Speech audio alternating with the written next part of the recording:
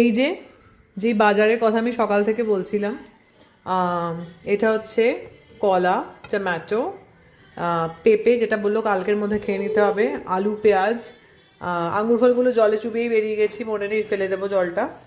Fresh কারি পাতা, যেহেতু সকালে কাঁচা কাঁচা কারি পাতা আমায় চিবিয়ে খেতে হয়, নিম পাতা ছিল না। গ্রিন চিলিস, সজনে ডাঁটা সিজনাল, একটা ছোট্ট পেঁপে পেয়েছি সুন্দর, দুটো সুন্দর ভালো ভালো বেগুন, দুধি, লাউ, আর এখানেও আছে আলু, পেঁয়াজ, রসুন। আর একটা বাটি ওইদিকে পড়েছিল, আমি ভুলেই গেছি। এই যে বিট, ব্রোকলি কিনেছিলাম একটা, দুটো বেদানা, দুটো আপেল, আর বেগুন, আর একটা, তিনটে বেগুন দিয়েছে টোটাল। এই যে কি সুন্দর সুন্দর বেগুনগুলো, পুরো ভর্তার বেগুন।